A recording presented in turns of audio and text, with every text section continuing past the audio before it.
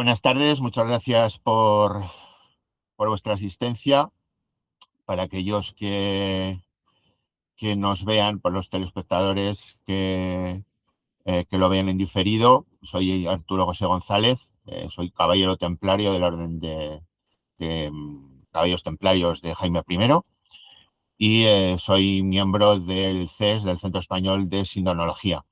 Además, bueno, pues estoy finalizando un posgrado en estos momentos que grabamos esta charla, un posgrado sobre estudios sindónicos en la Universidad, en el Ateneo Pontificio Regina Apostolorum de Roma.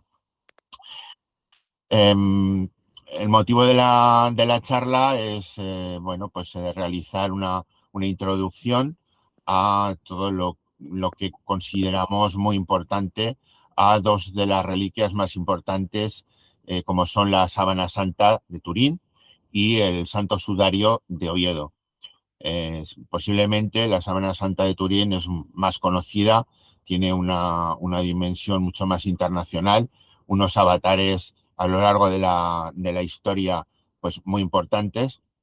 Sudario también ha tenido su recorrido, pero ha sido menos conocido. Por tanto, es necesario realizar diferentes charlas que puedan difundir estas dos reliquias.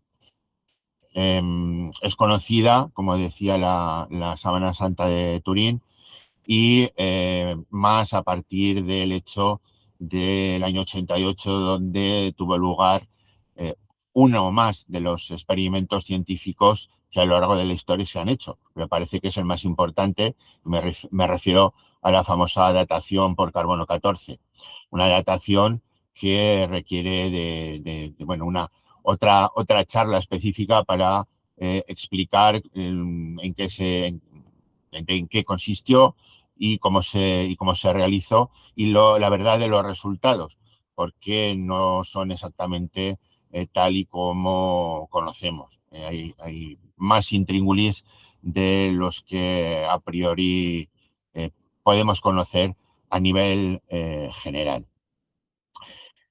Em, Además, sobre todo la Sábana Santa, que intentaré de ahora en adelante referirme a ella como aparece en las escrituras como síndone.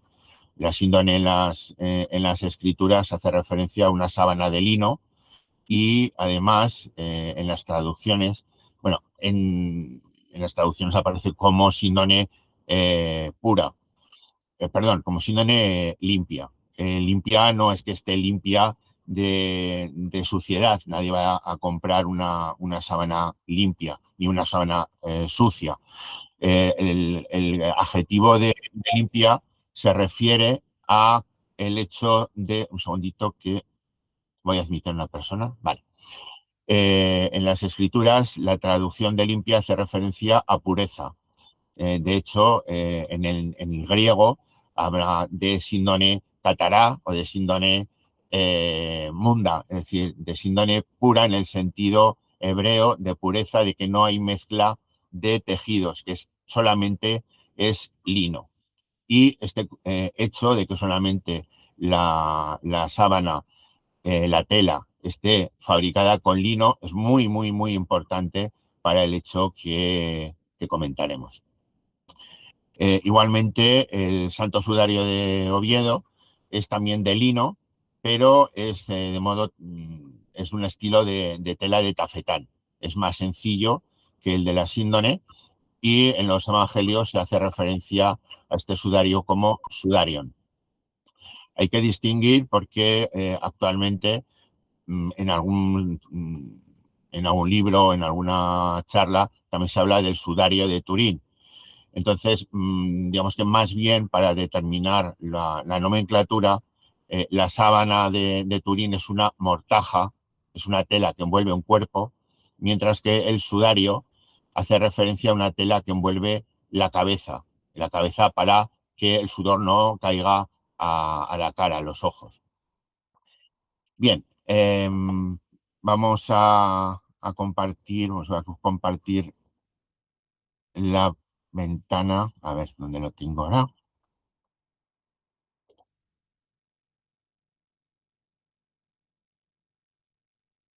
aquí. Bien.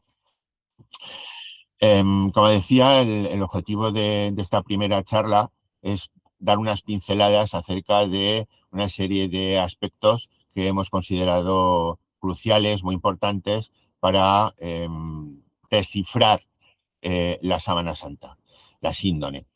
No solamente es lo que vemos, sino la trascendencia que podemos observar a través, o que podemos intuir, o que podemos descubrir a través de los evangelios. Además está el hecho que he mencionado de pasada antes, el hecho de las traducciones.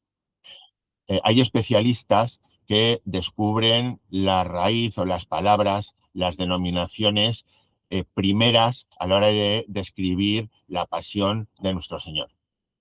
La primera redacción o el primer idioma es el semítico, de tal manera que el idioma entre los hebreos antiguos es el arameo. Lo que pasa es que después se tradujo al griego. El griego, porque en la antigüedad sabemos que había en el entorno de Jerusalén o en el entorno hebreo de antaño de la provincia judía de Roma, había tres idiomas. Lo que es el arameo, que es el familiar, el griego, que era el que todo el mundo conocía, y después el latín, que era el idioma romano y el idioma de las clases, digamos, pudientes. Por eso, cuando hablemos de la crucifixión y se habla del titulus crucis, del título que aparece, que clavan en la cruz de Jesús, aparecen estos tres idiomas, el hebreo, el latín y el griego, con la curiosidad de que los tres están escritos de derecha a izquierda, que es en el sentido en el cual los judíos leen sus escritos. Punto importante también para comprender la pasión, todos los acontecimientos de la pasión, es esencial conocer las costumbres, la cultura del pueblo hebreo del siglo I, porque hay muchas claves que sin conocer estos datos los pasamos por encima y no sacamos todas las conclusiones y no sacamos el quid de la cuestión, no oculto, no el sentido oculto, pero sí podemos ir a un conocimiento mucho más profundo del porqué de los acontecimientos.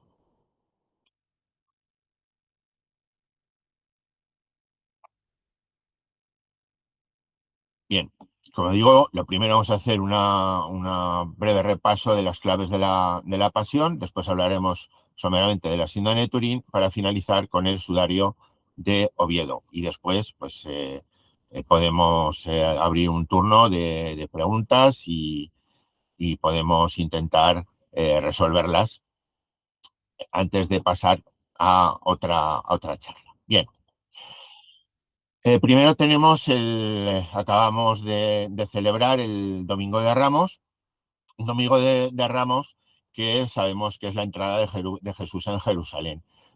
Sabemos que es una entrada de Jesús a bordo de un asno que a bote pronto nos puede parecer que lo hace en un símbolo, en un simbolismo de humildad. En vez de entrar en un caballo regio, entrar en un asno. Bueno, realmente no es así. Lo que está remedando con esa entrada es el protocolo de entronización que el rey David planificó para su sucesor, para Salomón. De tal manera que la entrada en Jerusalén a bordo de un asno ya lo tenemos reflejado en los evangelios, en concreto en el primer libro de los Reyes, de tal manera que Jesús entra en ese asno como rey. La gente que sabemos que canta Osana, que porta palmas y que pone las palmas en el suelo, es un cortejo que le acompaña desde Betania. No es que salgan los habitantes de Jerusalén a recibirles, sino que son los propios acompañantes, como digo, una suerte de cortejo que acompaña desde Betania, Betfagé, etcétera, todo el recorrido hasta Jerusalén. Este hecho se resume en una triple declaración pública. El primero es el cumplimiento de la profecía de Zacarías que tenemos en el capítulo 9, la proclamación como rey legítimo del linaje de David y una presentación pública ante toda Jerusalén que se reúne en Jerusalén como obligación anual de acudir a la ciudad santa en las fechas de Pascua.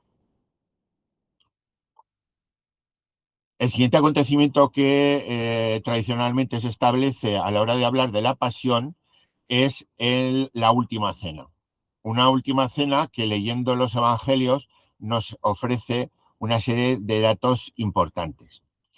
Si leemos, por ejemplo, a Marcos, tenemos que nos dice: el primer día de la fiesta de los panes ácimos, cuando se inmolaba la víctima pascual, los discípulos dijeron a Jesús: ¿dónde quieres que vayamos a preparar la comida pascual?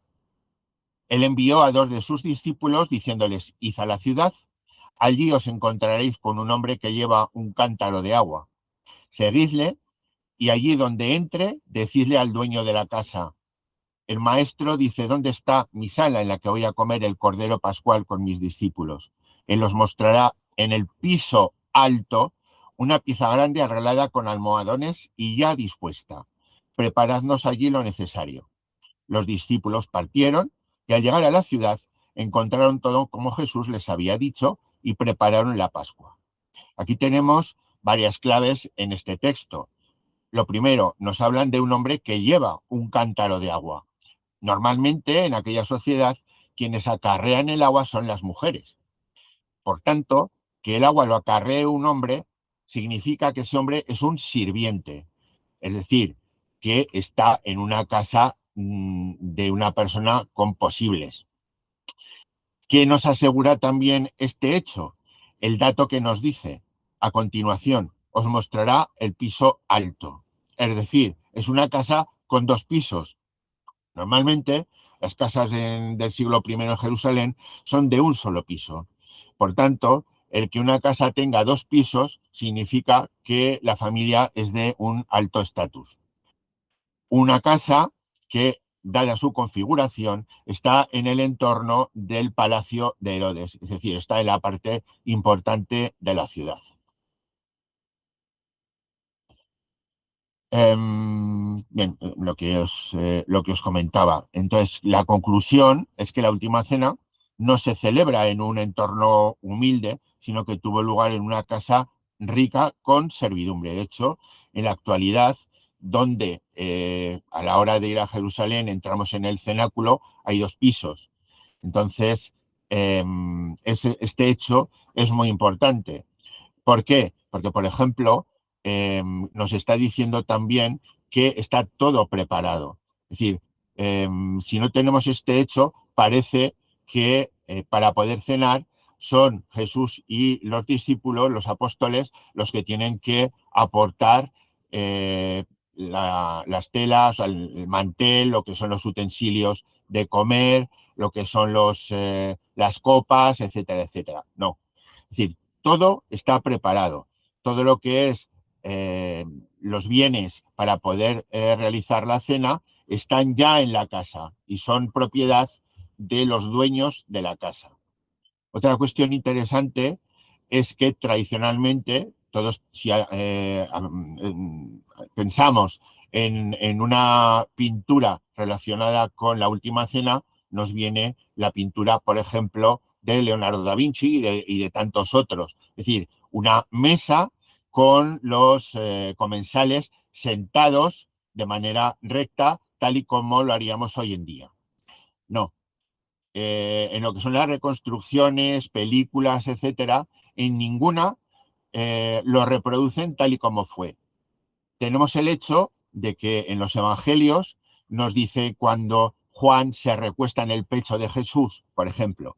Imaginaos que están derechos, que están rectos en una silla, imaginaos la contorsión que tiene que hacer Juan para poner su cabeza en el pecho del maestro.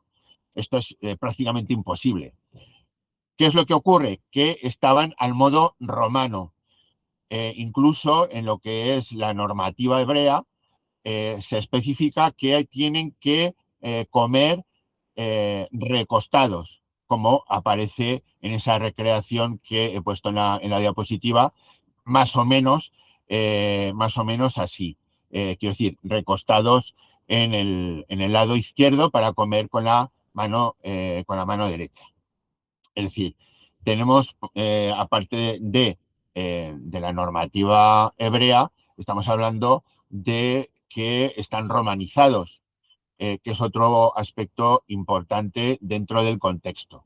Ahora voy a esto. Están romanizados y la costumbre, sabemos que los romanos se tumbaban en los triclinium y comían de lado. Digo que ahora voy a esto en el hecho de que la provincia de Judea fue una solicitud por parte de Sanedrín a Roma para incorporarse al imperio. Con el devenir del tiempo surge el descontento, las revoluciones, hasta la del año 70, que el general Tito, posteriormente emperador de Roma, destruye, como digo, en el 70 después de Cristo, destruye todo lo que es Jerusalén, cumpliendo la profecía del propio Jesús. No quedará piedra sobre piedra. Posteriormente, y es un aspecto muy importante para lo que estamos hablando, allá por el año 135 se construirá la ciudad de Elia Capitolina, la Jerusalén nueva, que reconfigurará edificios y reconfigurará las calles. Es decir, que cuando hoy vamos a Jerusalén, a la parte de la ciudad vieja, no es la Jerusalén de Jesús, sino es la Jerusalén romana. Aunque, bueno, hace poquito vi un vídeo que había unos túneles en los cuales sí que se había conservado parte de las calles antiguas. Pero realmente lo que hoy día podemos visitar Jerusalén es la reconstrucción romana. Una reconstrucción romana que decía que es muy importante para nosotros, para lo que nos ocupa, porque gracias a esa reconstrucción se preservaron tanto lo que es el Gólgota y lo que es el sepulcro, porque encima del Gólgota y encima del lugar del sepulcro, construyó un templo a Venus, el templo a Júpiter, a Venus, y eso, digamos que en el sentido de querer tapar la religión cristiana, lo que permitió es la conservación de los santos lugares. Bien, eso lo dejamos para más adelante. Una cosa también muy importante en relación con la última cena es, como decía al principio, pensar en las costumbres hebreas. Cuando los judíos celebran la Pascua, que se denomina el Seder de Pesach, utilizan cuatro copas que tienen que reunir unas características determinadas. No son unas copas normales, tienen que cumplir, son las copas del Conquidush, de tal manera que tiene que tener una fabricación determinada, es decir, por ejemplo, no pueden tener porosidad, porque son impuras, si son porosas son impuras, tiene que tener una capacidad mínima para poder celebrar la Pascua. Tenemos ejemplos en el Museo de Londres de este tipo de vasos. Los hebreos, cuando van a hacer la celebración pascual, utilizan 2 copas de vino, de estas 4, 2 copas de vino antes de la cena y otras 2 después de la cena. Las 2 primeras son nombres no cristianos, son nombres hebreos, que son el de la santificación y el de la salvación. Después realizan lo que es la cena y al acabar la cena utilizan otras dos copas de vino. La copa de la redención y la copa de la consumación. Nombres muy importantes por lo que vamos a ver. La copa de la redención es la que aparece, la que se describe en los evangelios. Si recordamos, nos cuentan o se nos escribe lo siguiente. Acabada la cena, Jesús tomó el cáliz y dándote gracias, etcétera. Es decir, acabada la cena, tomó el tercer cáliz, la tercera copa de vino, que es la copa de la redención. Una copa que tras ser consumida se hacen unos cantos y en los evangelios nos dicen que tras esta tercera copa salen del cenáculo y van a Getsemaní. Es decir, algo muy importante, no toman la cuarta copa. La Pascua se interrumpe. No es momento, pero es un aspecto muy, muy, muy importante. Acuden a Getsemaní y sabemos que durante la oración de Jesús en el huerto de los olivos, ora al Padre y dice, aparta de mí este cáliz. ¿Qué cáliz va a apartar? Bueno, pues el cáliz que va a apartar es precisamente el cáliz de la consumación, el cuarto cáliz, porque lo que estamos celebrando en esa Pascua especial, en esa última cena, es la celebración de la nueva alianza. La nueva alianza, sabemos que la sangre se dará derramada por vosotros, por muchos, para la salvación y para el perdón de los pecados. Bueno, pues cuando se consuma, perdón, la Pascua con la bebida de esa cuarta copa, la copa de la consumación. ¿Cuándo toma Jesús? Porque el mismo Jesús dice, y no volveré a beber vino hasta que esté en la casa de mi Padre. Si pensamos en la crucifixión, la penúltima palabra de Jesús es todo está consumado. Cuando acudimos a la celebración de un Vía Crucis, cuando leemos los evangelios y leemos que todo está consumado, parece que quiere decir que las profecías se han consumado. Sí, en parte sí, pero lo más importante, cuando Jesús bebe el vinagre, que por una parte es vino, y por otra parte no está el vinagre, no es que los soldados quieran hacerle sufrir, todo lo contrario. Ese vinagre es lo que se llamaba en la antigüedad posca. La posca es una bebida legionaria, es una bebida de los soldados romanos, que lo llevaba en una especie de cantimplora, diríamos hoy, una vasija, y el tapón era una esponja. ¿Recordáis que le dan en una caña de hisopo la esponja? Pues esa esponja es el tapón de la vasija. Y gracias a ese vino, la posca es un vino malo, es un vino picado, no es un vino bueno. Ese vino es el que bebe Jesús en la cruz y ese es la copa de vino, la copa de la consumación. Todo está consumado. Por eso es el final, por eso está todo consumado, porque es la cuarta copa de la Pascua judía y es la cuarta copa que con el derramamiento de su sangre es lo que conforma la firma de la nueva alianza que Jesús hace con nosotros. Bien, esto es lo que os acabo de contar. El Santo Sepulcro. El Santo Sepulcro, esto es he hecho una adaptación de un dibujo que hizo el profesor Miñarro. El profesor Miñarro es yo diría que es uno de los mayores imagineros que existe, de los escultores en general e imagineros en particular, que existe en España y en el mundo.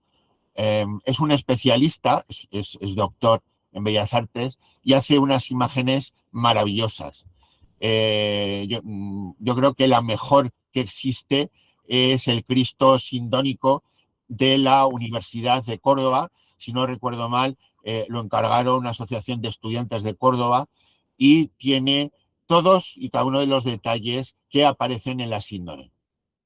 Por cierto, hablando de este hecho, si estáis en Madrid o tenéis posibilidad de ir a Madrid, estamos hablando ahora mismo en 2026, en abril de 2026, hay una exposición que se denomina The Mystery Man, que tiene una reproducción de un Cristo sindónico, pero en vez de ser de madera, como las imágenes del profesor Miñarro, tiene una textura que parece un cuerpo de verdad. Tiene hasta el vello, por ejemplo, de los brazos.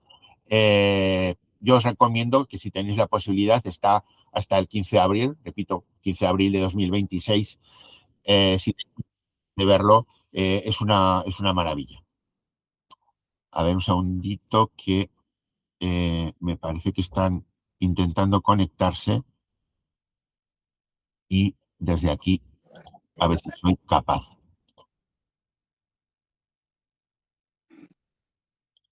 Sí,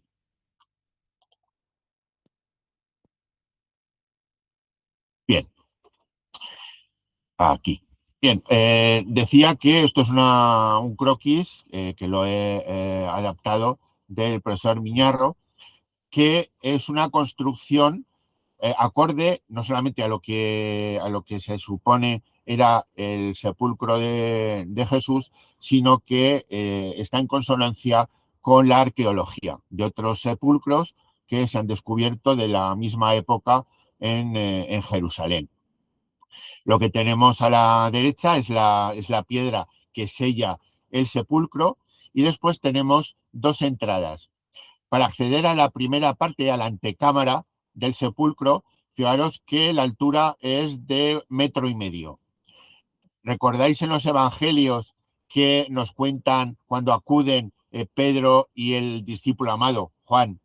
Cuando van los dos corriendo y Juan, que es más joven, adelanta a Pedro y nos dicen en los evangelios, y el discípulo amado se agachó para ver el interior, pero no entró. ¿Cómo no se va a agachar si la entrada es de 1,5 metros? Es decir, no es una entrada amplia para poderlo ver sin necesidad de agacharse. Entonces, la primera cámara sepulcral es el banco de la preparación. Es donde dejan a Jesús la tarde-noche del Viernes Santo, es donde lo dejan preamortajado para que una vez pasa el sábado, poder volver el domingo por la mañana y ya poderlo acabar de amortajar y pasarlo a la segunda cámara, que es la cámara definitiva. Es una cámara de lo que se denomina el arcosolio.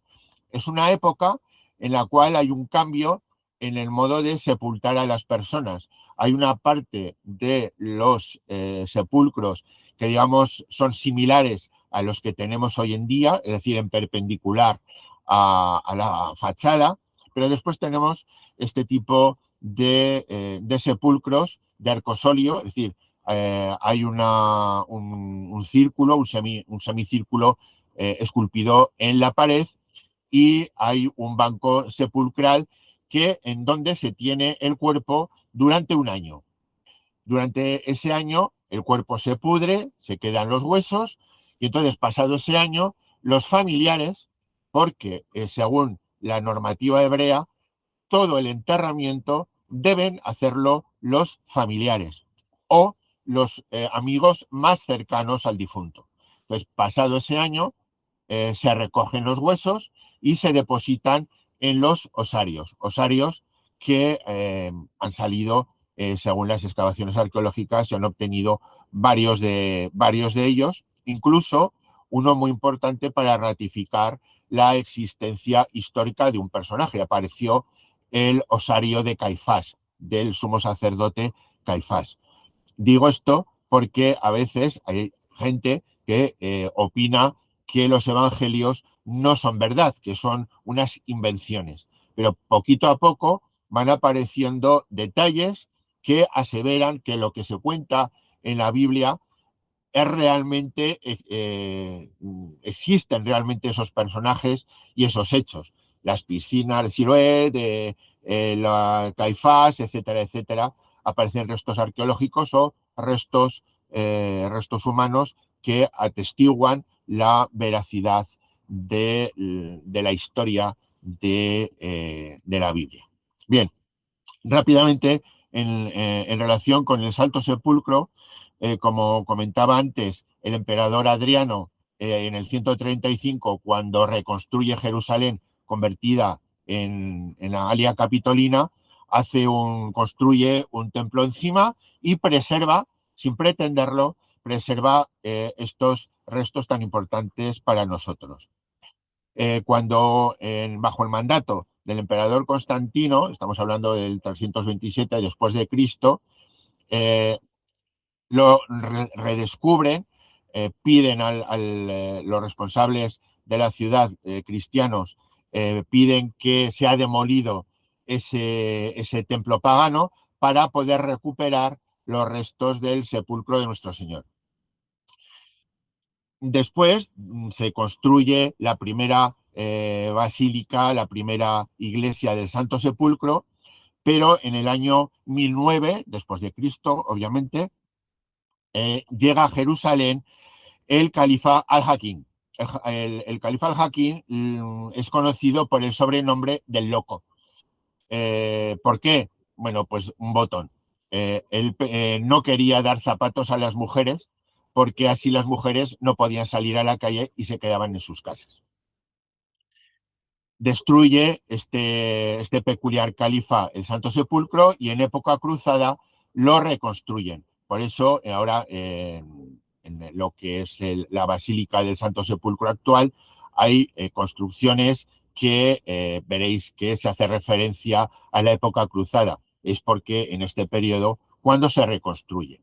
No se reconstruye de manera igual que como la hizo Constantino, porque Constantino la basílica, la iglesia, la hizo cronológicamente. Es decir, primero estaba lo que es el Gólgota y después estaba el sepulcro. Ahora el orden es diferente y bueno, aunque siguen existiendo los santos lugares, pero no está de la misma manera.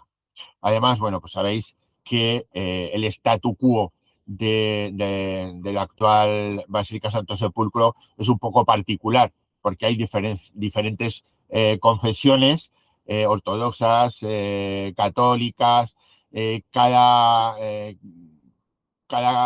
creencia, tiene su particularidad, de tal manera que no se puede realizar nada si no es con el consentimiento de todas las partes. Entonces es curioso, si conocéis la historia de la escalera que hay en uno de los alféizares de la entrada del Santo Sepulcro, es una escalera que se puso allí para limpiar los cristales. Lo que pasa es que los cristales son de unos y el alféizar es de otros, y entraron en conflicto porque no les habían pedido permiso, y por eso nos puede parecer extraño decir, ¿y por qué pinta esa escalera ahí que no la quitan? Bueno, pues porque según el statu quo no lo permiten y entonces esa escalera se queda ahí pues casi in eternum. Bien, tenemos la época de Solimán, que en el año 1570 da el permiso a Bonifacio de Ragusa para realizar ya pues lo que conocemos hoy como el Santo Sepulcro. Un Santo Sepulcro que, bueno, hay que comentarlo, al hilo de otras tumbas en el entorno de Jerusalén que están protegidas o construcciones que están protegidas dentro de una montaña, se ha derribado la montaña para aislarlas del entorno. Bueno, pues esto es lo que pasó con el Santo Sepulcro. Para fabricar el edículo se destruyó la parte que hay alrededor de la tumba de Jesús, que es lo que podemos visitar hoy en día, con la particularidad de que realmente la zona donde estuvo Jesús, que es la antecámara, lo destruyeron. Con lo cual lo que queda es parte del sepulcro, pero es una parte que en teoría no estuvo el cadáver de Jesús ahí, porque el cadáver estaba en la antecámara, puesto que debido a la premura de la celebración del sábado, no llegaron a ponerlo, en teoría, no llegaron a ponerlo en esa cámara sepulcral. Dicho esto, hay que hacer una apreciación de lo que comentaba al principio, de tener en cuenta las costumbres judías y no pensar a la hora de descubrir estos hechos, pensar como cristianos. Porque, por ejemplo, hablando de las horas, no es lo mismo el día judío que el día cristiano. El día judío comienza con la aparición de la primera estrella en el cielo. Más o menos podemos estar hablando en torno a las 6 de la tarde. Y a diferencia de nuestra tradición, nosotros tenemos 6 horas de oscuridad, 6 horas de 12 horas de luz y 6 horas de oscuridad desde las 12 de la noche hasta las 12 de la noche del día siguiente. El día judío no es así. El día judío empieza por la tarde-noche y son 12 horas de oscuridad y 12 horas de luz. De tal manera que cuando estamos hablando de, por ejemplo, en lo que celebraremos el próximo domingo, la resurrección de Jesús, si nos ponemos a contar los días, en nuestro día cristiano puede que no nos cuadre. Pues dices, bueno, pero si el primer día es el sábado y resucita el domingo, no son 3 días, son 2. No, porque hay que pensar en el día judío. Y para ellos, en el momento en que Jesús muere, ya es un día. De la tarde del viernes a la tarde del sábado ya es el segundo día, y de la tarde del sábado a la tarde del domingo ya es el tercero. Es decir, si hacemos unas cuentas, no lo podemos hacer en esta charla porque hay que hacerlo con más calma, pero la estancia del cuerpo difunto de Jesús en el sepulcro, más o menos, vendría a haber una resurrección a primera hora de nuestro domingo, desde la tarde del sábado hasta las primeras horas del domingo. Por eso celebramos la Eucaristía el sábado en la tarde-noche, con la ceremonia de la vela, de las velas y de encender las velas, señalando que Jesús resucita, porque es la celebración del tercer día judío, que es cuando Jesús resucita.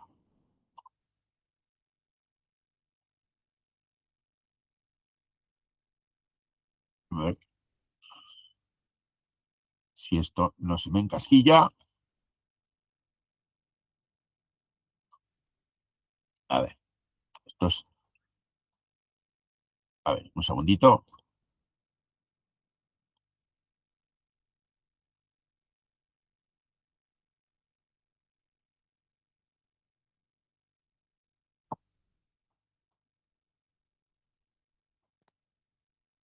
Ahora, bueno, bien, con esta primera introducción hablamos de la síndone de Turín.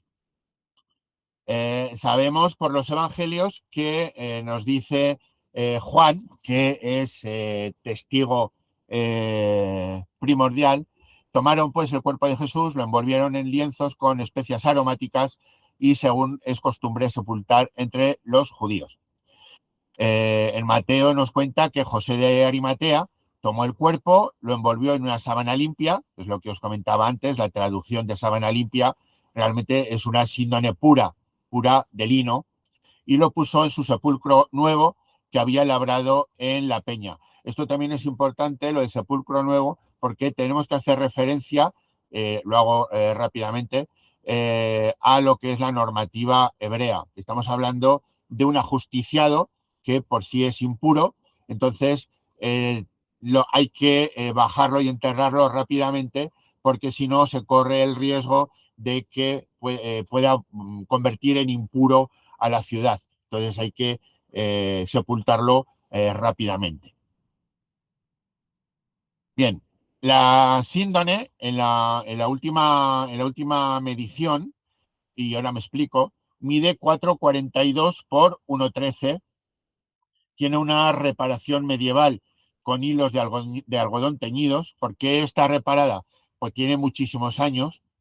Entonces, cualquier tela, seguro que tenemos por casa una tela que, sin ser tan antigua, pues una tela de nuestros abuelos, pues seguramente se rompe a la menor, que a la menor tensión. Bueno, estamos con un tejido que tiene 2000 años de antigüedad.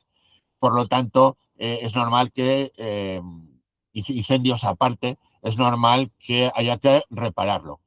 La cuestión importante es que esta reparación medieval no está hecho con lino, está hecho con hilos de algodón y además teñidos.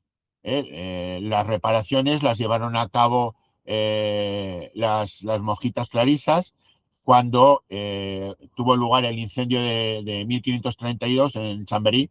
En 1534 las monjitas repararon con telas de corporal los agujeros que había ocasionado el fuego, más bien la plata derretida del cofre donde se guardaba. El dato curioso es que lo remendaron de rodillas y utilizando agujas de oro. Importante de la tela en sí, de la síndone, es que está tejido a mano, es un telar vertical, con hilos en torsión de Z, que no es un hilo de los que se utilizan en Jerusalén. Esto de torsión en Z, tenéis un gráfico en la diapositiva, es que los hilos que forman el hilo grande se hacen una torsión en espiral para darles consistencia. Bueno, pues en el Imperio Romano era en sentido contrario a las agujas del reloj para hacer la Z, es decir, la Z es por cómo queda, no, en sentido horario, perdón, cómo queda la hilatura, y en Jerusalén la torsión es en S, es decir, al contrario. Como digo, es un telar vertical en forma de espiga, es una sarga de 4 en una relación de 3:1. ¿Por qué este dato? Porque esto significa que es una tela muy cara.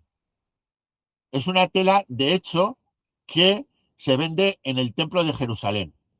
Es una tela que se utiliza en un momento muy específico de la celebración hebrea. Es el tejido que según la ley, según la Torá y la normativa hebrea, es la tela con la que se confecciona el vestido del sumo sacerdote cuando tiene que entrar en el Sancta Sanctorum, es decir, el día de la expiación, el día del Yom Kippur.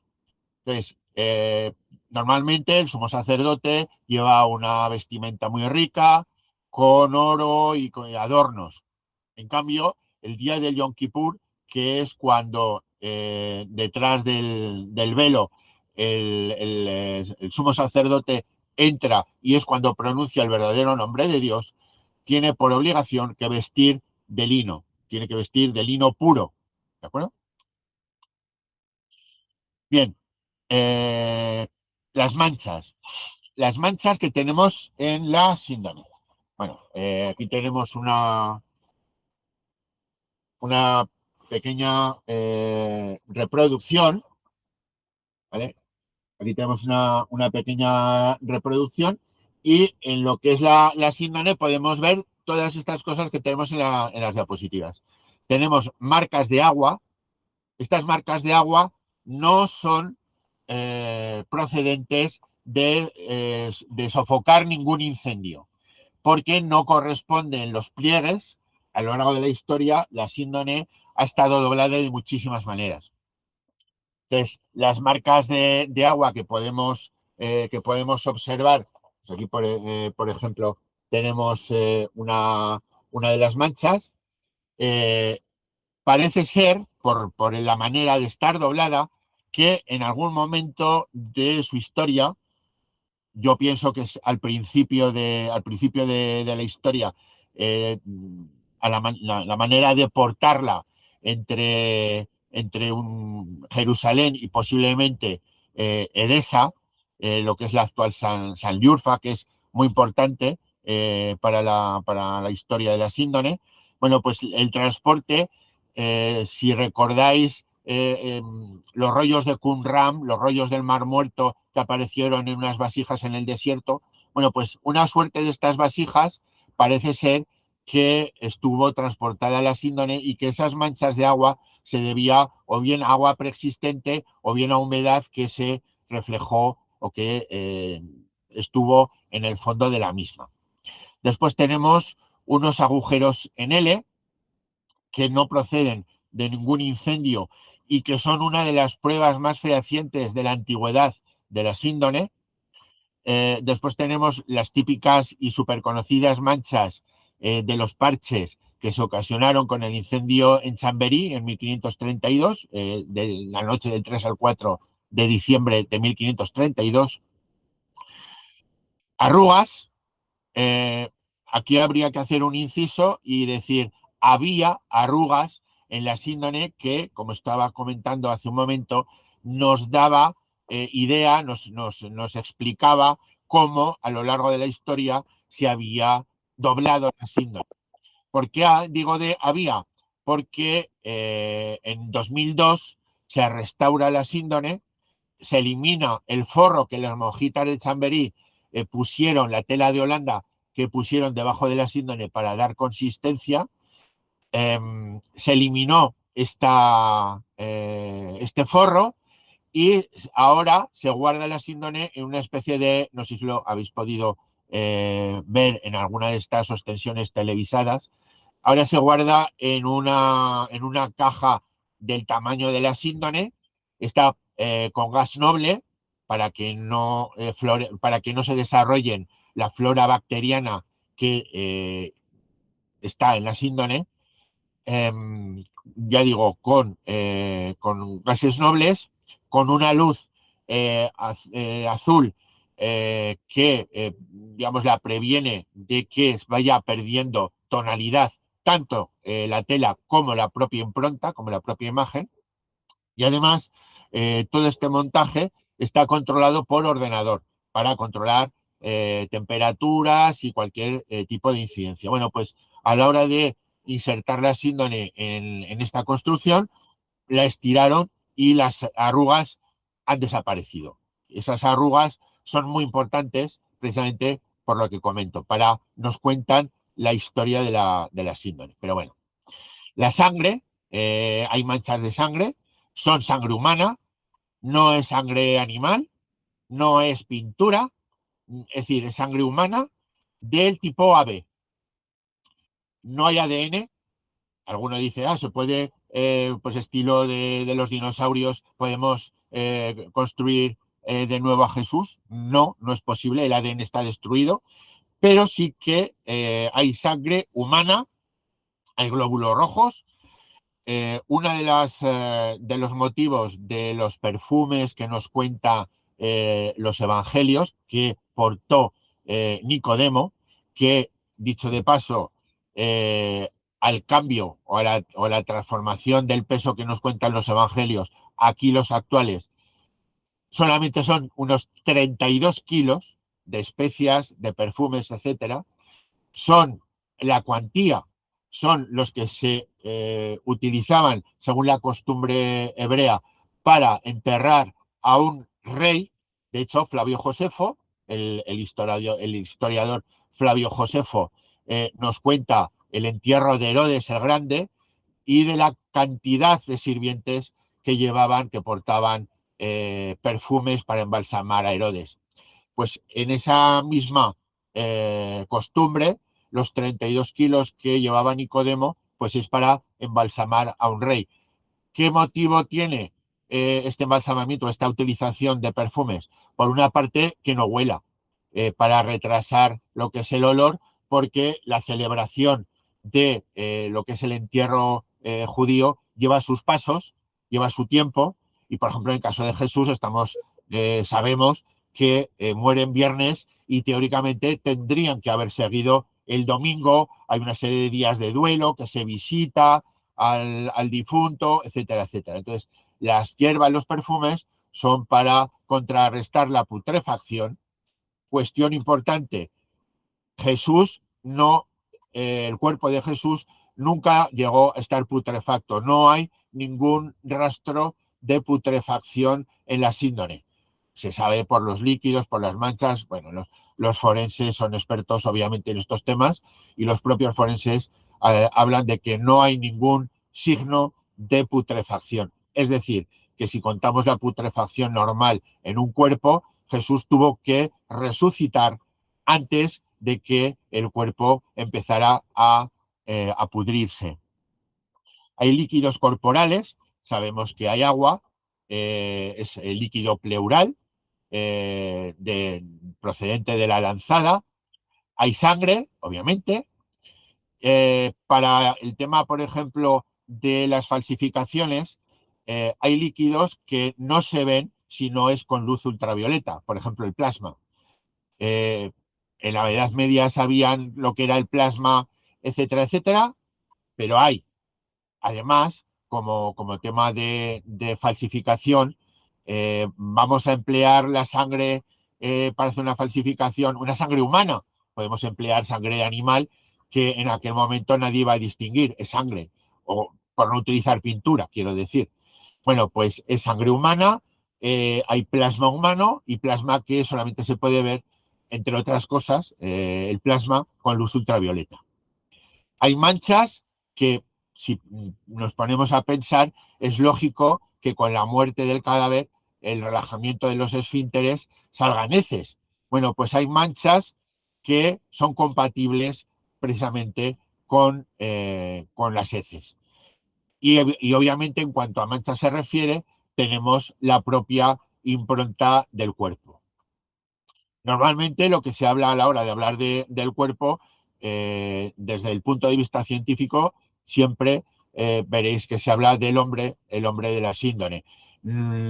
Para que hablar de Jesús, yo personalmente creo que la imagen es de Jesús, pero científicamente hablando, siempre se hace referencia al hombre de la síndrome.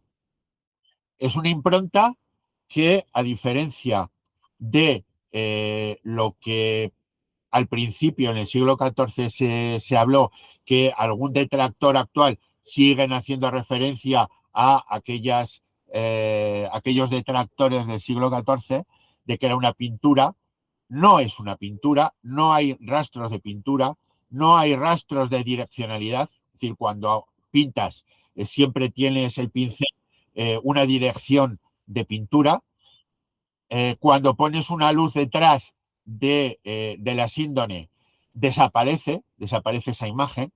De igual manera que cuando tú te acercas a la síndone, no ves nada. Una pintura, estés lejos o cerca, siempre ves un rastro. Si tú te aproximas mucho a la síndone, la imagen desaparece. Hay que verla pues de metro y medio de metro y medio en adelante. De hecho, yo tuve la inmensa fortuna de acudir, de poder ver la síndrome en la ostensión de 2010 y estábamos lejos para poder ver la imagen de la impronta de la síndrome. Eh, Sabemos, digamos, la primera intervención científica, lo que empezó a la investigación científica fue en 1898 con la fotografía, la primera fotografía que se tomó en la ostensión de aquel año. Había una celebración, había un matrimonio hasta el año 83 que se cedió a la Santa Sede. La síndone era propiedad de la familia Saboya, es decir, posteriormente los reyes de Italia. Entonces, había una ostensión para celebrar los matrimonios de la realeza. En aquella celebración de 1898 pidieron a un fotógrafo, Secondo Pía, era un abogado, pero era presidente de la Asociación Amateur de Fotógrafos de Turín, con lo cual le pidieron que por favor hiciera con ese método nuevo de la fotografía, pues bueno, tuviera un recuerdo de la ostensión. Una cámara que era enorme. Esa cámara se puede ver hoy en día en el Museo de la Sábana Santa de Turín.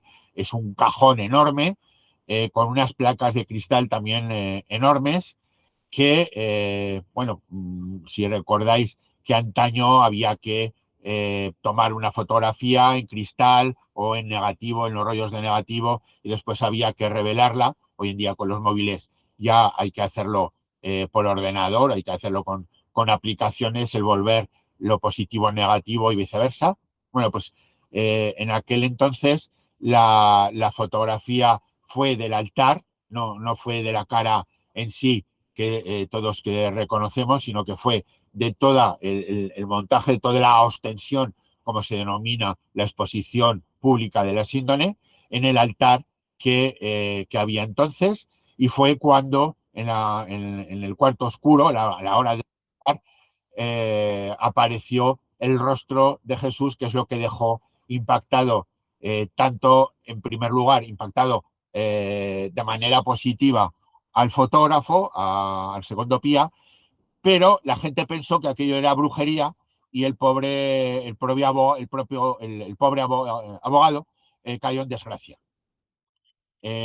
Posteriormente, en 1902, hubo otro señor que cayó en desgracia, un francés, que en la Academia de París dijo que, la Academia de París, que eran ateos, entonces él dijo que la síndone era real y bueno, pues también cayó en desgracia. No está producida por quemadura, es decir, la impronta, la imagen no es ninguna quemadura. Hace poquito salió en prensa, ya digo, estamos hablando en la actualidad en 2026, salió en prensa que había un brasileño que dijo que había descubierto ya cómo se había hecho la síndone, cómo se había hecho la imagen, y que era una escultura calentada al rojo vivo, y entonces la tela se había puesto encima y se había quemado. Pues no. Ya desde el año 78, con la primera investigación muy rigurosa por parte del equipo STURP, son las siglas del proyecto de investigación de la síndrome de Turín, hacer un apunte, a veces podemos escuchar que esa investigación la llevó a cabo la NASA. No es cierto. Es cierto que los científicos que participaron el orden de 32 especialidades del equipo STURP estaban la mayoría trabajando en la NASA, pero no tenían, no tenía el respaldo de la NASA, en el sentido no era producida esta investigación por parte de ellos. Sí que dejaron equipos, por ejemplo, la NASA cedió las láminas que utilizaban para el viaje a la Luna, para los módulos lunares, los cascos. Sabéis que las viseras de los cascos de los astronautas tienen una parte de oro. Bueno, pues cedieron unas láminas de oro para la mesa donde extendieron la síndone, porque observaron que podía haber una corrosión del metal de esa mesa. Evidentemente no podían contaminar la síndone con ningún tipo de residuo, y entonces la recubrieron con esas planchas de oro para que la síndone no sufriera ningún tipo de daño. En el año 76 había una cámara especial que utilizaban para mapear la superficie de Marte y poder saber qué relieve había en el planeta. Bueno, esa máquina se denomina VP8 y hubo dos científicos, Jackson y Jumper, que utilizaron esa máquina para, utilizaron una imagen, una fotografía de la síndone, a ver qué pasaba. Bueno, pues lo que pasó es que esa imagen arrojó un resultado tridimensional. Ah, bueno, pues cualquier fotografía puede suceder lo mismo. Pues no. Hicieron pruebas con otros tipos de fotografías de personas corrientes y no sucedía eso. Es decir, la imagen en sí en la síndone tiene una codificación en base a la distancia que había entre la síndone y el cuerpo. Aparecen más de 120 marcas de flagelo. Ese flagelo, hemos hecho una reconstrucción, el flagelo es esto. Es decir, el flagrum romano, que algunos lo denominan flagrum taxilatum, que es esto de aquí, esto es lo que se denomina un taxilo. Esto era de plomo, de metal, con unas tiras que, bueno, pues esto es con lo que azotaron a Jesús, y son las marcas que podemos ver en la síndone. simplemente como un apunte, sabemos que fueron dos líctores los que ajusticiaron a Jesús, los que lo flagelaron, que uno era un poco más benévolo que el otro.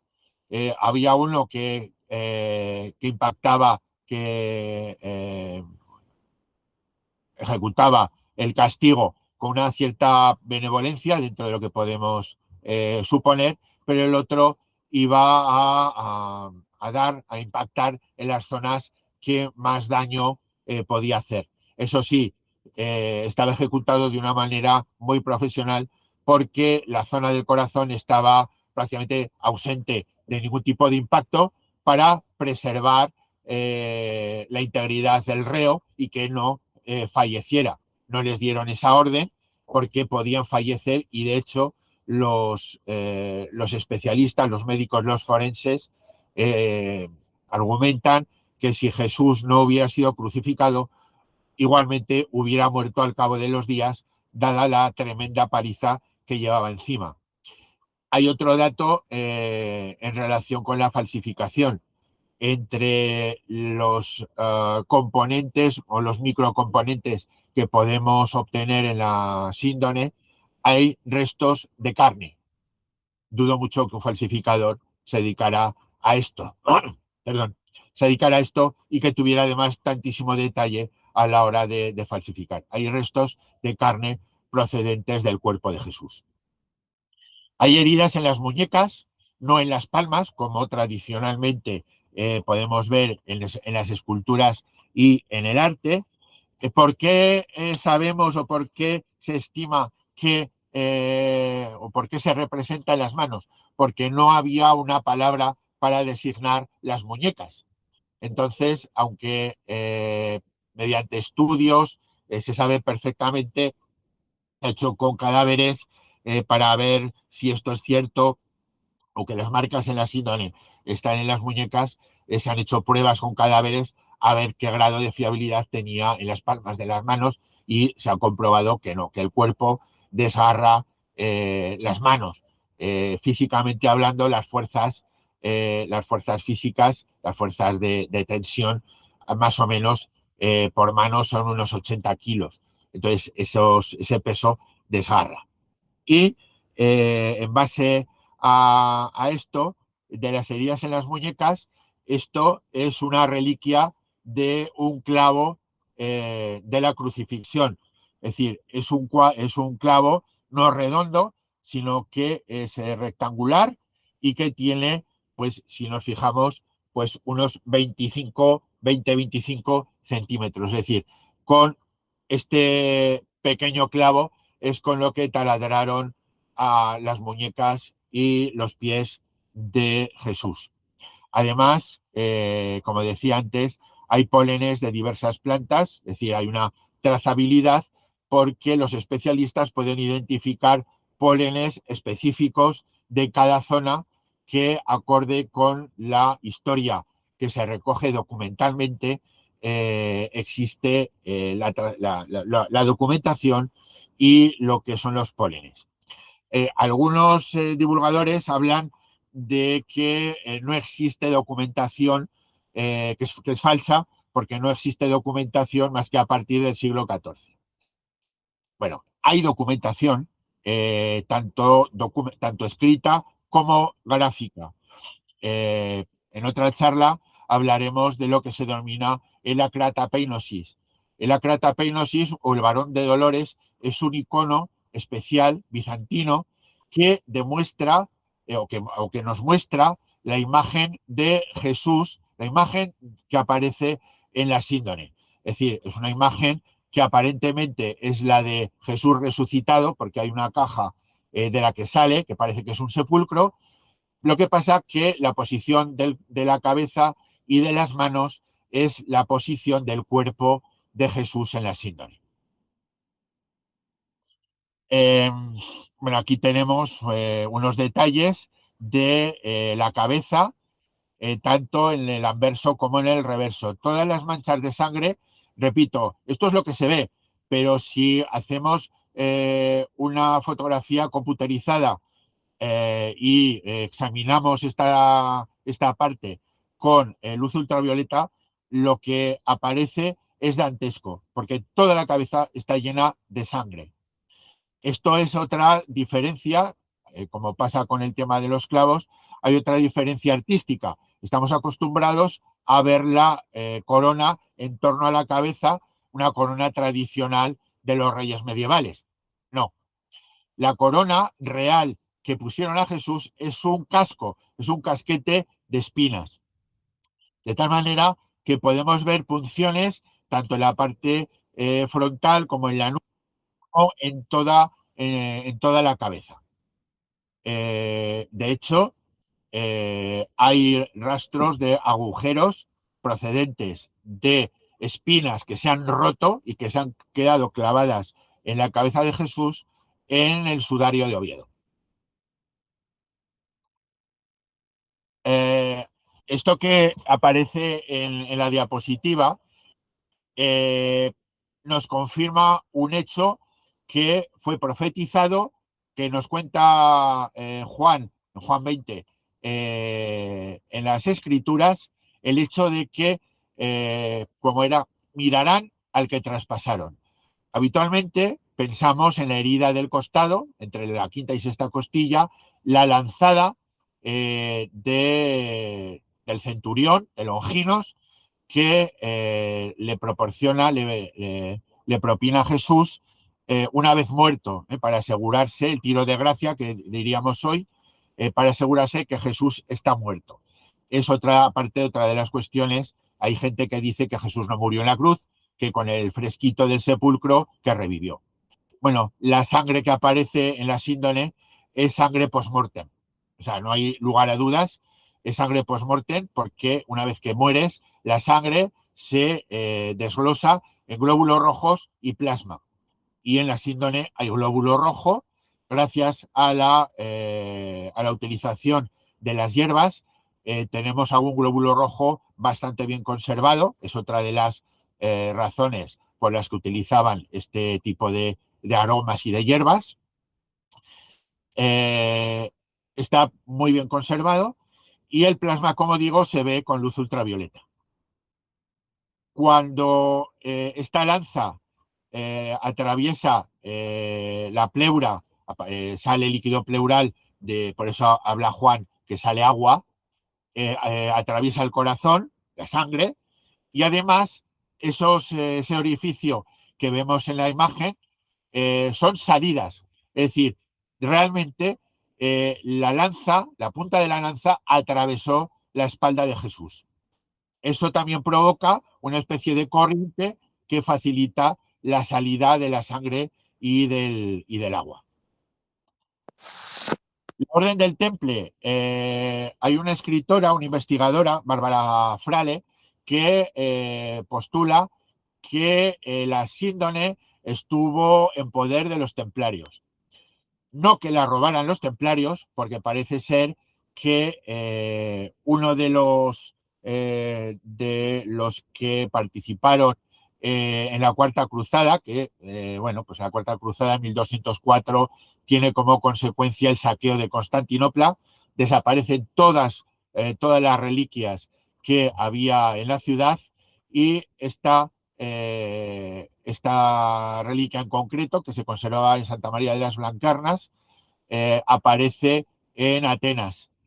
Hay escrito, hay documentos en los cuales se hace referencia a que la síndone está en Atenas y piden el sucesor del emperador de Constantinopla, escribe al Papa pidiendo que por favor devuelvan la sábana donde está impreso el cuerpo de nuestro Señor. Evidentemente no le hicieron caso porque la tenemos ahora la tenemos en Turín. Bueno, pues de alguna manera, no se sabe cómo, parece ser, según, como digo, esta investigadora, que los templarios tuvieron en su poder la síndone. Quizá sabemos que la Orden del Temple, entre otras falsedades, fueron acusados de venerar una cabeza, el famoso Baphomet. Bueno, pues yo también soy de los que se inclinan a que esa cabeza es la cara de nuestro Señor, la cara que aparece en la síndone. Y curiosamente, este dibujo, esta imagen, esta fotografía que pongo en la diapositiva, es una tabla que apareció en el Reino Unido, en Tempercom, oculta tras una pared, y cuando se realizan reformas en la habitación donde se van a hacer unas reformas, apareció esta tabla. Esa cabeza nos recuerda directamente a la cabeza, a la cara de Jesús en la síndone.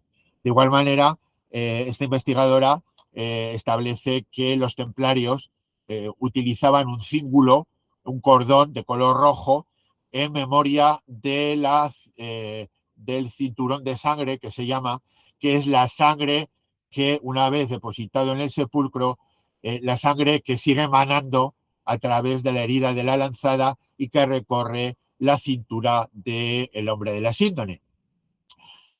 Un excursus.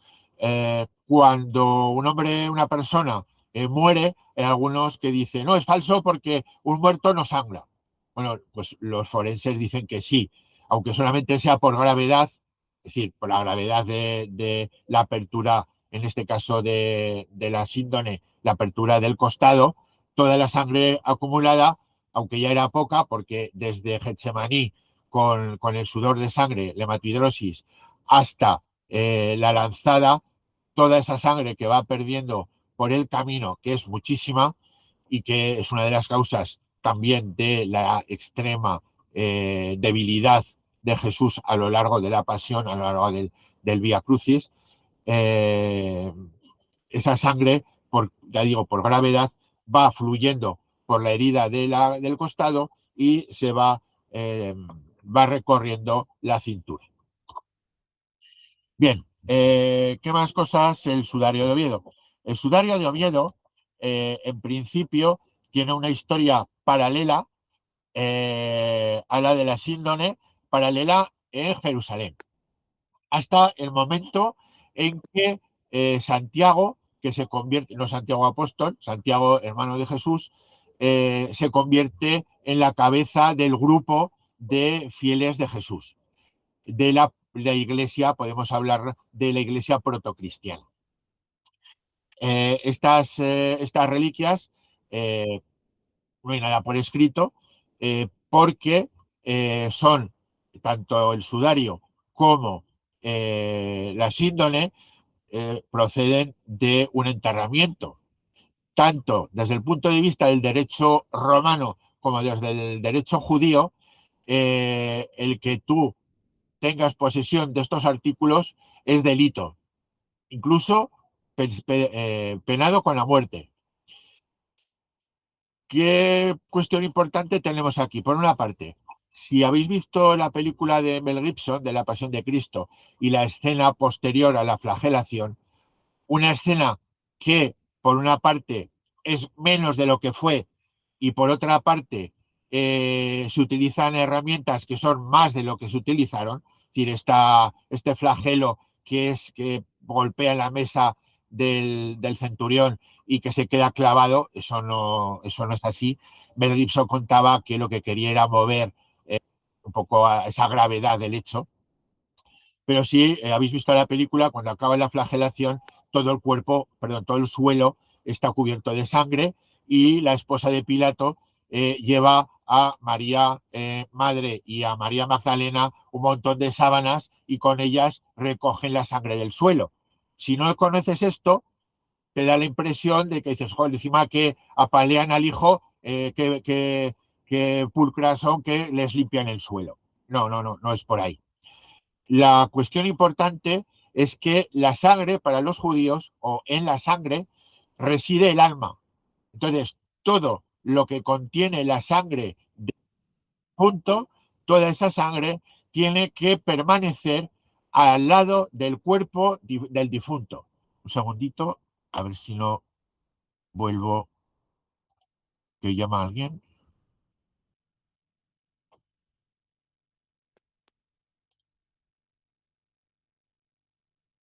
Bien. Como digo, la sangre es donde reside el alma. Por eso, ese simbolismo de que recogen la sangre, porque teóricamente, a ver, no, en la realidad no sucedió así. La película está basada en el libro que publicaron con las visiones de Ana María Emmerich, pero no sabemos hasta qué punto son realidad y hasta qué punto es ficción. No digo que las visiones sean falsas, lo que digo es que el libro está redactado por un periodista que está basado en las visiones de Ana María Emmerich, y entonces lo que aparece en el libro no sabemos hasta qué punto es lo que ella vio o es una fantasía escrita por el periodista, a eso me refiero. Pero bueno, nos da una imagen bastante cercana de la brutalidad de la pasión, pero en parte, es decir, si nos hay gente que dice me repugna esa violencia, pensemos en que se ha quedado corto, que es todavía más el sufrimiento de Jesús desde Getsemaní hasta el sepulcro. Bien, este paño, en un momento determinado, se bifurca de la historia de la síndone. Sabemos por escritos de viajeros que dejan su experiencia visitando Jerusalén, de que al lado del Jordán había una cueva con 7 vírgenes, donde estaba el sudario de nuestro Señor. Las 7 vírgenes son 7 monjes célibes, y sabemos que a las orillas del Jordán existen rastros de monasterios. Bien, está aquí conservado, y en un momento determinado de la historia, con la invasión persa de Cosroes II, los cristianos, todas las reliquias, esta y otras, las llevan lejos de la invasión persa. Las llevan a Alejandría, siguen la invasión hasta Alejandría, y desde Alejandría parte a través del Mediterráneo, hasta un puerto con reminiscencias bizantinas que nos toca muy de cerca, Cartago Nova, Cartagena. El señor de Cartagena tiene un hijo que seguro os suena, San Isidoro, San Isidoro de Sevilla, obispo de Sevilla. Entonces, esta reliquia, con otras, recalan en Sevilla. Estamos hablando del tiempo de los visigodos, y son muy conscientes de la importancia de las reliquias. Por tanto, estas reliquias se llevan a Toledo como capital del reino visigodo. Fijaros la importancia de las reliquias, que está en concreto para ratificar el poder real. El sudario se lo ponían en la cabeza, sin importar nada más, pues ni contaminaciones, ni nada que hoy en día pensaríamos, sino simplemente es un paño santo y yo me lo pongo en la cabeza para ratificar que soy rey por la gracia de Dios. Hasta que la propia iglesia les echó el alto y dijeron, a ver, esto es un objeto sagrado, por favor, esto no es para esto. ¿Qué es lo que ocurre? En 711 sabemos que es la invasión de los musulmanes, y todo lo que son las reliquias se alejan de la invasión. Este sudario con otras reliquias en lo que es un cofre donde se guardan las reliquias, y se alejan hasta Oviedo, hasta el Monsacro de Oviedo, donde había una cueva, y en esa cueva se resguarda. Pasado el tiempo, el rey construye un edificio denominado Cámara Santa, que existe en la actualidad, y a donde se lleva el cofre. Este cofre, estamos hablando ya de una existencia desde el siglo VII documentado. Este cofre permanece cerrado, y en tiempos del rey Alfonso II se abre y se hace un inventario. Si no me equivoco, Alfonso II con su hermana Doña Urraca y con el Cid Campeador. Existe un documento firmado por los tres dando fe del contenido del Arca Santa. Entre otras reliquias que podemos ver hoy en día, hay unas sandalias de San Pedro, otras cruces de la Victoria, etcétera, etcétera. Está el sudario de Oviedo. Un sudario que a simple vista hay personas que comentan que le darías una patada, es un trapo sucio, viejo, roto, sanguinolento, no merece la pena. Bueno, pues llegamos a los años 60 y hay un estudioso, Monseñor Ricci, que es uno de los principales estudiosos también de la síndrome, que se da cuenta que el sudario de Oviedo es algo más. Hay una esquinita que le recortan, la esquina Ricci, que se ha puesto en su honor, y es cuando empieza a estudiarse con más fuerza este sudario. Este sudario, que yo creo que es un gran desconocido en España, no solamente por eso, sino porque está estudiado por uno de los mejores equipos de investigación internacional. Me estoy refiriendo por el equipo de investigación del Centro Español de Sindonología, del CES que comentaba al principio. Este equipo se denomina EDICES. El EDICES tiene una composición no solamente de científicos españoles de primer nivel, sino también de científicos internacionales. Gracias a la cercanía el CES está en Valencia, gracias a la cercanía y a estar en España, pidieron en su momento permiso al Obispado de Oviedo, que les dio permiso para estudiar. Por tanto, se dice que la síndrome es la reliquia más estudiada del mundo. Yo diría que el sudario es también, si no la primera, la segunda reliquia más estudiada y que nos ha aportado un montón de información.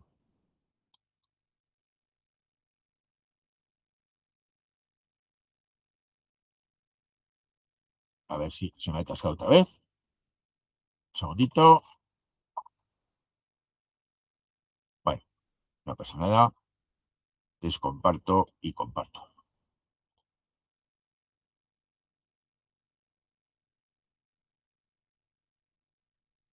Vale, esto es la historia que os comentaba antes, la trazabilidad.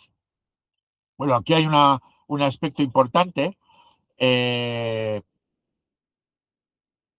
en el año 470, no nos, de Panópolis, nos deja por escrito una descripción del Evangelio, es decir, cuenta lo mismo que nos cuenta el Evangelio, es decir, que el sudario lo ponen aparte de la síndone, enrollado, pero nos deja un dato, que tenía un nudo y hago un nuevo excursus. Como decía, la sangre es muy especial para los judíos, de tal manera que no puede perderse la sangre. Está la dualidad entre que la sangre es impura y según aparece en la Torá, cuando, por ejemplo, una mujer tiene la menstruación, es impura por 8 días, pues el hombre que está con ella, durmiendo con ella, también es impuro, etcétera, etcétera. Bueno, la sangre, que también pasa con los musulmanes, que la carne hay que desangrarla, etcétera, etcétera. Bueno, pues la sangre por una parte es impura, pero por otra parte es vital porque, repito, es donde reside el alma. Cuando Jesús muere, eh, está sangrando. No solamente las heridas propias por ejemplo, de la corona de espinas, de los palos que le han dado en la cara, le parten la nariz, que la nariz desviada hacia la izquierda, los pómulos están inflamados, el derecho tiene una inflamación superior a 2,5 centímetros por encima del nivel normal. Eh, Aparte, por lo que es la nariz, de todo lo que es el edema interior, está sangrando, tiene la barba sanguinolenta. En las imágenes, si recordáis y si veis los iconos, la barba está partida en dos. No es que Jesús se la recortara porque era una moda. El trozo que falta es que se lo arrancan en el juicio en el Sanedrín, le arrancan la barba, le arrancan el bigote, se ve que el mentón está inflamado del golpe, o sea, de estar arrancados los pelos. Entonces, toda esa sangre que está manando lo cubre en la cabeza con el sudario. El sudario, en primer lugar, lo cosen al pelo. eh, Fijémonos en que, os recordemos que el pelo está lleno de porquería, de sangre, de tierra, etcétera, etcétera. Es decir, si veis las síndones y leéis una descripción, veréis que eh, hay una referencia a la coleta de Jesús. Jesús no vestía, no tenía una coleta, no tenía una coleta trenzada, no, no, no. La coleta es consecuencia de que le agarran el pelo, lo estrujan y ahí le cosen el sudario y está perfectamente cosido de tal manera que el sudario no se mueve. En el sudario de Oviedo, eh, en este sudario, en esta réplica, esto es tamaño natural. Hay un montón de agujeritos provocados por las agujas a la hora de coser y se conservan los hilos con los que le cosieron al pelo. Hilos en S, si recordáis lo de la torsión, son hilos en S que son los propios de Jerusalén, son hilos hechos en Jerusalén. Los hilos en Z son de importación. Los hilos en S son manufactura de Jerusalén. Bueno, pues como digo, en el sudario están las punciones de la aguja, incluso las hebras. Cuando descienden a Jesús de la cruz, cuando está en la cruz, la cabeza la tiene inclinada hacia adelante y la tiene apoyada en el brazo derecho, entonces no se le puede dar completamente la vuelta con el sudario, por eso lo cosen.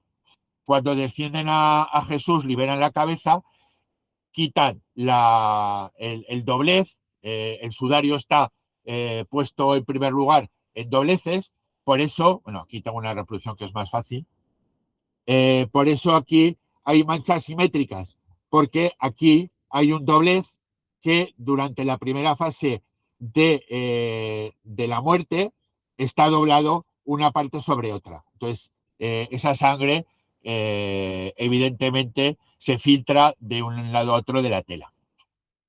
Cuando lo descienden, quitan esa doblez y ya le envuelven completamente el sudario al lado o sea, en torno a la cabeza, y para ajustarlo le hacen un nudo. Ese nudo es el que nos habla, nos escribe Nonos de Panópolis. Bien, los especialistas, la dimensión del sudario es de aproximadamente 85 por 32 centímetros, presenta manchas de diversas tonalidades. Desde el siglo VII, como decía, está en la Cámara Santa de la Catedral de Oviedo. Eh, los especialistas argumentan que el Camino de Santiago, el origen del Camino de Santiago, era visitar el sudario de Oviedo, y que cuando aparecen los restos del apóstol se prolonga hasta Oviedo. De hecho, hay un cantar de origen francés que algo así como que quien va a Santiago y no al Salvador, que es el nombre de la Catedral de Oviedo, está viendo al siervo, pero deja al Señor. Es decir, que lo lógico en aquella época era visitar tanto el camino final en Oviedo, en Santiago, pero sobre todo visitar la Catedral de Oviedo para poder ver el sudario de Jesús. Hasta el siglo pasado, hasta final del siglo pasado, se podía ver cuando estaba en un marco, pero ya recientemente se ha hecho un armazón, y encima del armazón hay una réplica del sudario, de tal manera que solamente se puede ver 3 días al año. Hay una ostensión propia del sudario en Oviedo. Estos 3 días son ahora en Viernes Santo, el 14 de septiembre, que es el día de la exaltación de la cruz, y la octava de la exaltación de la cruz, que es al domingo siguiente, que coincide con las fiestas. Esta ostensión no es consecuencia de las fiestas, sino que es la octava del día de la exaltación de la Santa Cruz. Bien, esto es lo que os comentaba. Eh, en lo que es la investigación, la protoinvestigación de Monseñor Ricci, como por parte de Ledices, hay similitudes exactas de las manchas, entre las manchas de la síndone y las manchas del sudario. El tipo de sangre que hay en el sudario, y al igual que en la síndone, como decía, es AB. Hay polen de igual manera en el sudario, que también demuestra la trazabilidad, el recorrido que he comentado antes, desde Jerusalén, Alejandría, Cartagena, etcétera, etcétera. Hay manchas en el anverso y en el reverso, cuestión que no aparece en la síndone. La síndone solamente hay manchas en un lado, en el otro lado no hay impronta, solamente hay sangre, porque la sangre traspasa la tela de la síndone. Y una cuestión muy importante e interesante, debajo de las manchas de sangre de la síndone no hay imágenes, no hay impronta. Es decir, primero se produjo las manchas de sangre y después la impronta. Y la sangre actúa como un escudo de lo que ocasionara esa imagen. La imagen, lo que sí que se sabe es que es una deshidratación muy superficial de micras de los hilos de lino. No se sabe cómo, se sabe lo que no es, pero hasta el momento es un total y absoluto misterio. Hay un desgarro en el sudario, hay un agujerito, veíamos aquí que hay un agujerito en el sudario, parece que es de una gota de vela. Como decía, está tejido a mano con torsión en Z, es decir, no es de Jerusalén, es de importación, y la textura es de tafetán. Podemos encontrar hongos, podemos encontrar granos de polen, hay resina de aloe y mirra, es decir, que a la hora de amortajar a Jesús no solamente echan los ungüentos en el cuerpo, en la síndone, sino que también los esparcen en el sudario para conservar la sangre. Hay restos de pólvora, qué raro, no es raro. En el año 34, si recordáis la historia, se produce la revolución en Asturias. Entonces, los revolucionarios, sabéis que es una zona con una minería potente, es decir, tienen facilidad para obtener explosivos. Bueno, pues los revolucionarios ponen pólvora en la Cámara Santa y explotan la Cámara Santa. Entonces, como consecuencia de esta explosión, hay granitos de pólvora en el sudario. Hay restos de cera, hay restos de cabellos, hay purpurina, es decir, algún insensato está una marca, un bote de purpurina que todos conocemos. Bueno, pues alguien cogió, abrió el bote, lo colocó encima del sudario y se dedicó a pintar lo que fuera. Y bueno, pues la purpurina dejó rastros en el sudario. Y hay restos de carmín. Es decir, pues alguna señora le permitieron ver el sudario de cerca. Las malas lenguas dicen que era la esposa de Franco, porque pues alguien sabe el carmín que utilizaba y el análisis. Bueno, eh, ya digo, malas lenguas, no sé si hay una. Científicamente no está demostrado, pero sí que hay manchas de carmín, dobleces a lo largo de la historia. De hecho, en esta parte de aquí, se ven unos pliegues que son similares a los producidos a la hora de estrechar la tela y hacer un nudo. Perforaciones originarias, como digo, están las perforaciones de las agujas, y hay perforaciones individuales que parecen corresponder a trozos de espina que se han quedado incrustadas procedentes de la corona de espinas.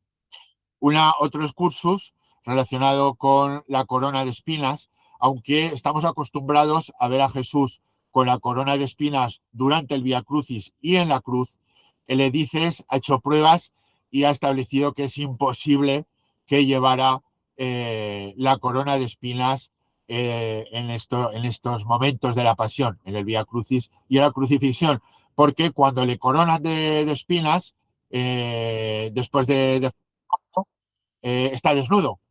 Después lo visten y es imposible el poder traspasar, el poder vestir a través de la corona de espinas a Jesús.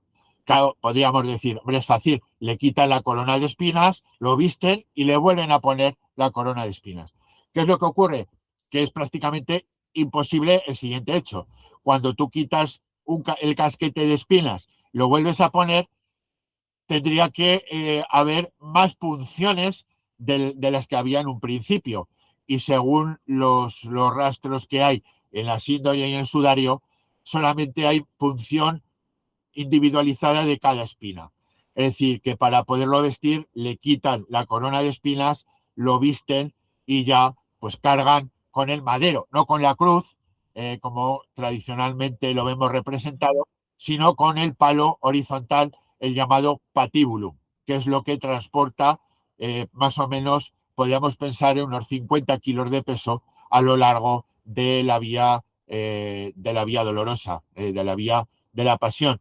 El otro palo de la cruz, lo que se denomina el stipes, estaba ya clavado para ser reutilizado en diversas crucifixiones a lo largo del tiempo de lo que, bueno, pues fuera necesario. Hay quemaduras y también hay recortes, pues en esta parte de aquí, que es la esquina, como digo, que se denomina la esquina Rizzi. Y esto es lo que comentaba antes con macrofotografía de los hongos que aparecen en el sudario, de los pólenes, los agujeritos de la aguja a la hora de coserlo al pelo y manchas de carmín. Bien, pues concluyendo ya y en espera de vuestras preguntas, podríamos quedarnos con esta cita de Lucas. No ardía nuestro corazón mientras nos hablaba por el camino. Y finalizando en esta frase que dice Jesús: ¿y vosotros quién decís que soy? Y por mi parte, muchas gracias y a vuestra disposición. Mientras pensáis en una pregunta. Eh, Como decía al principio, es una materia amplia, muy amplia. Cada aspecto de lo que hemos estado viendo requiere de charlas individualizadas, tanto desde el punto de vista de lo que decíamos, la introducción o datos del Evangelio. eh, Hay vinculaciones entre, digamos, las claves hebreas, por así decirlo, y los propios evangelios, relacionando con el Antiguo Testamento, en un apartado más teológico, podríamos decir, lo que son las investigaciones propias de la síndone.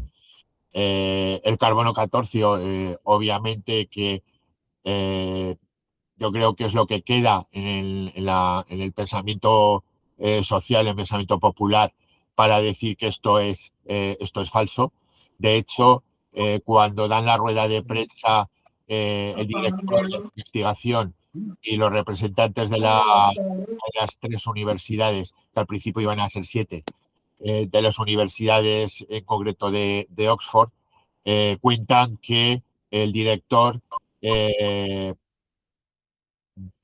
comentó algo así tan científico, bueno, poco científico, que acabó la superchería católica.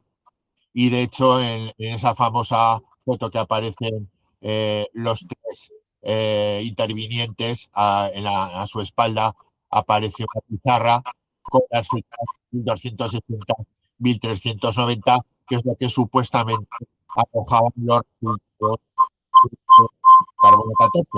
Lo que pasa es que esa fecha, al final de la fecha, aparece un signo de exclamación, pues augurando que esa opinión no es científica. De hecho, una de las intervenciones, yo creo que podría decir que es mi favorita, de un papa, de San Juan Pablo II en el año 98, delante de la síndone en Turín, aparte de decir que es espejo del Evangelio, dice varias cosas muy importantes, pero un par de las mismas es que habla de que hay que tratar las síndromes sin prejuicios. Es decir, sin, por ejemplo, como en este caso de la exclamación y demás, es decir, analizarla científicamente, y lo que salga saldrá, si es a favor o si es en contra, pero sin prejuicios. De hecho, también dijo que la Iglesia, hay muchos que dicen, o hay personas que dicen que es la Iglesia la que tiene que decir si es falsa o no la síndrome. San Juan Pablo II lo tenía muy claro y yo creo que tiene un mensaje muy inteligente. Es la ciencia la que nos tiene que decir, la que nos tiene que explicar el por qué y cómo, o los misterios de la síndrome. ¿Por qué? Porque ese mensaje nos quiere decir, para mí, algo muy importante.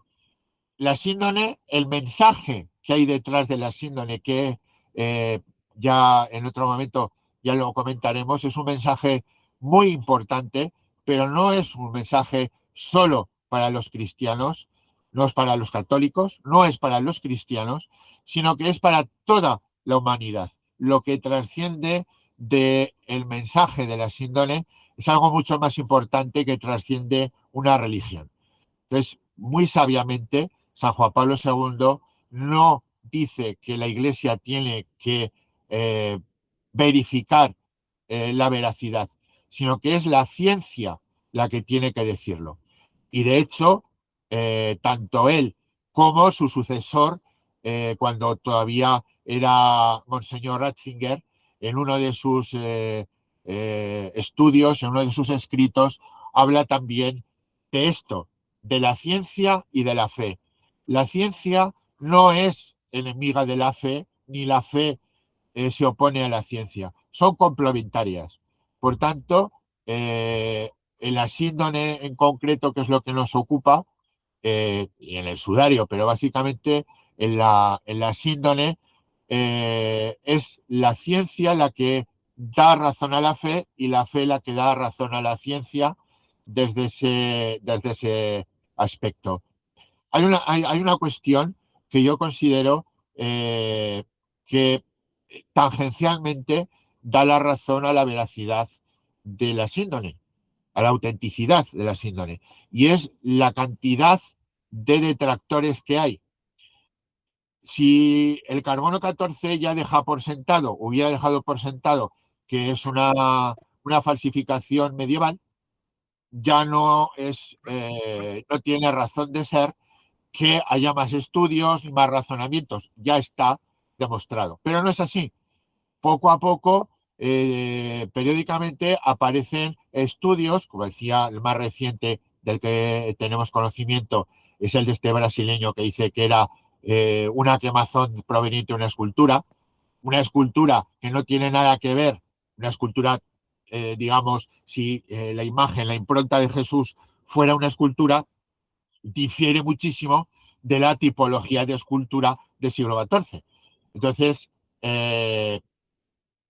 esa facilidad o ese florecimiento de detractores, eh, además, no solamente dice o contradice los estudios científicos que ya están hechos y están analizados, sino que yo creo que demuestran una cosa, la importancia que tiene la síndrome, porque si no tuviera importancia, no habría tantos detractores. Si fuera una imagen de Julio César, pongamos por caso, pues diríamos, oye, pues muy bien, pues qué bien, qué genial que pudieron lograr la imagen de Julio César y lo dejaríamos ahí.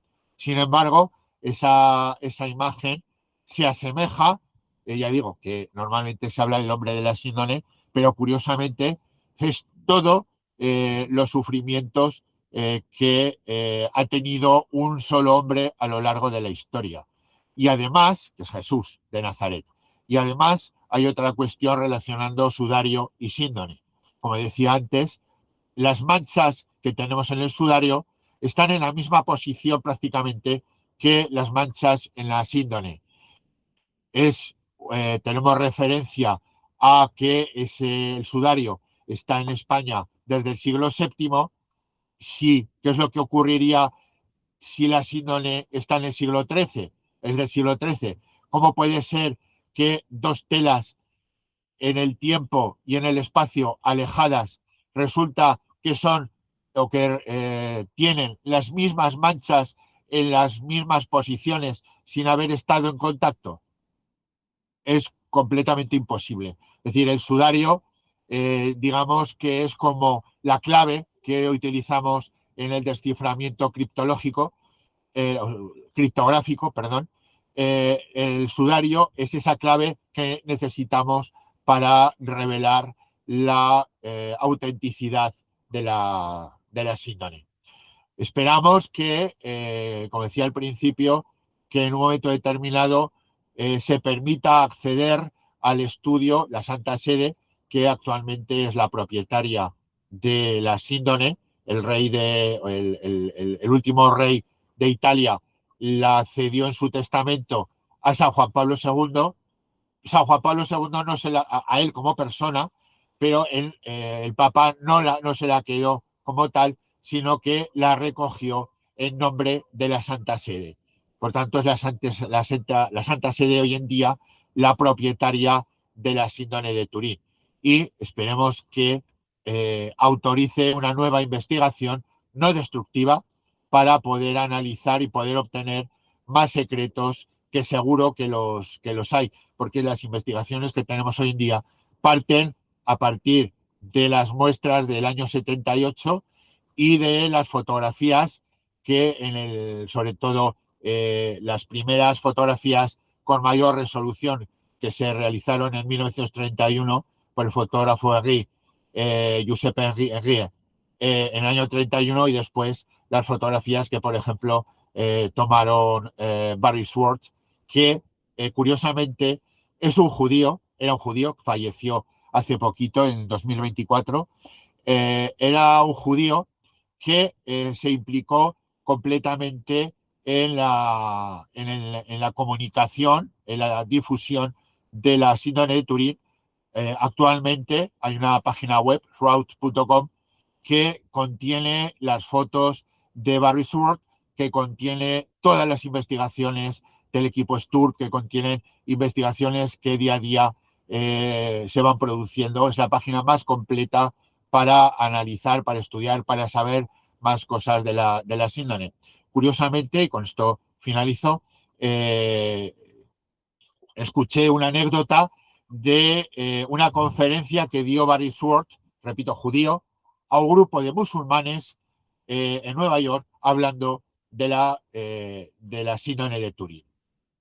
Es decir, una reliquia que tiene mucha importancia científica y que para los católicos, pues aún más, porque, pues bueno, sabemos por nuestra fe que esa es la representación de nuestro Señor, y posiblemente en base a la ciencia y en base a lo que nos cuentan los evangelios, una consecuencia de la resurrección de nuestro Señor, que celebraremos, Dios mediante, el próximo domingo de resurrección.